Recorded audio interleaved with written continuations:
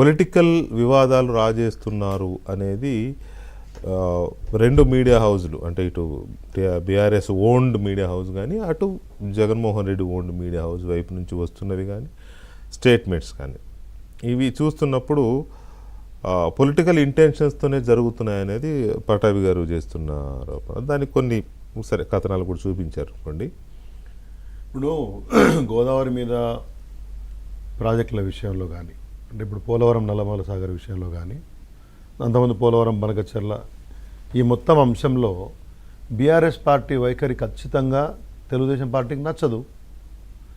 అదే సమయంలో పాలమూరు రంగారెడ్డి విషయంలో ఇలా కాంగ్రెస్ పార్టీ ఇక్కడ అనుసరిస్తున్న వైఖరి కానీ, గతంలో చంద్రబాబు నాయుడు గారు రైతులతోటి రిట్ పిటిషన్ వేయించి మరీ దాని మీద స్టే తెచ్చినటువంటి ఒక విషయం కానీ, అనేక ప్రాజెక్టుల మీద ఆ రోజు కాంగ్రెస్ పార్టీలో ఉన్న వాళ్ళు ఎవరి ప్రేరేపితంతో కేసులు వేసినా కానీ చాలా కేసులు వేశారు, రకరకాల పద్ధతులలో కేసులు వేశారు.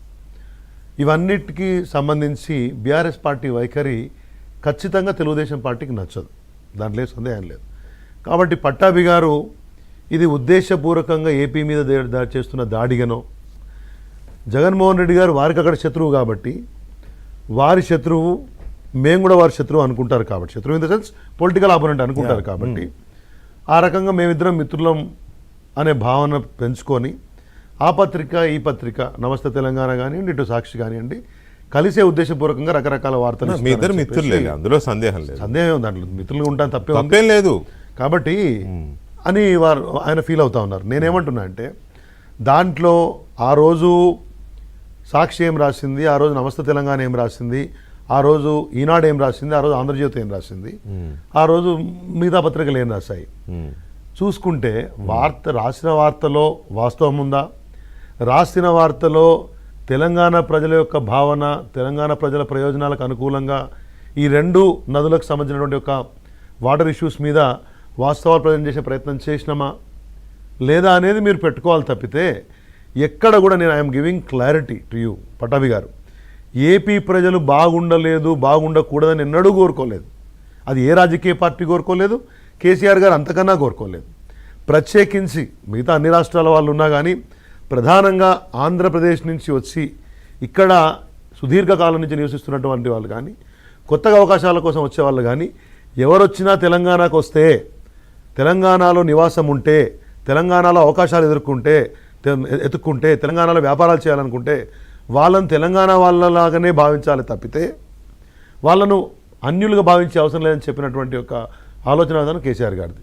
కాబట్టి 9.5 సంవత్సరాల కాలంలో కానీ ఉద్యమ సమయంలో కానీ ఎక్కడ భౌతిక దాడులు మరొక అంశాలు ఎక్కడ చోటు చేసుకోలేదు. ప్రజలకు సంబంధించి నీటి వాటాలు, నీటి పంపకాలు, తెలంగాణ ప్రయోజనాలు, తెలంగాణకు సంబంధించినటువంటి ఒక ఉద్యోగుల విభజన కానివ్వండి, ఆస్తుల విభజన కానివ్వండి, వీటి విషయంలో ఖచ్చితంగా పోరాడినాం.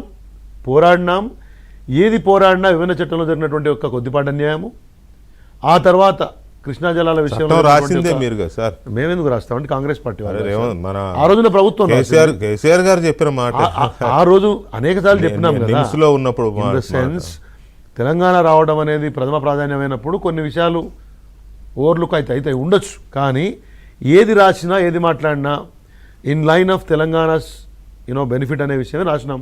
అది మీకు నచ్చకపోవడం అనేది చాలా ఆబ్వియస్. దాంట్లో పట్టాభి గారు సౌమ్యంగా చెప్పే ప్రయత్నం చేశారు, ప్రెస్ మీట్ మధ్యాహ్నం కొద్దిగా హార్ష్గా మాడి ఉంటారు, ఫైన్, పెద్ద విషయం కాదు. నేనేమంటే మాకు తెలుగు ప్రజలు, తెలంగాణ ప్రజలు, అందరు ప్రజలు ఇవాళ చంద్రబాబు నాయుడు గారు ముఖ్యమంత్రిగా ఏపీలో ఉన్నారు. ఏపీ ప్రజల ప్రయోజనాలు మీరు బ్రహ్మాండంగా కాపాడండి, we will welcome that. At the same time please respect hour right, మా యొక్క హక్కును, మా అధికారాన్ని, తెలంగాణ ప్రజల ప్రయోజనాలు కాపాడడం లేదు. మాకున్నటువంటి అవకాశాలను మీరు నిరసించే హక్కు కూడా మీకు. తెలంగాణ ఉద్యమం చేసిన పార్టీగా 9 ఏళ్ళు పరిపాలించిన పార్టీగా తెలంగాణ హక్కులను కాపాడాల్సిన బాధ్యత, కాపాడాలని అవతల వాళ్ళని డిమాండ్ చేసే రైట్ మీకుంటుంది. అలాగే వాళ్ళకేమో మనం ఎలాగైతే మనం డిమాండ్ చేస్తున్నామో వాళ్ళ రాష్ట్రం యొక్క ప్రయోజనాల హక్కులు కాపాడుకునే బాధ్యత, డిమాండ్ చేసే హక్కులు వాళ్ళకు ఉంటాయి. అది ఒక ఎక్స్టెంట్ వరకు డిమాండ్స్, చర్చలు ఇవి.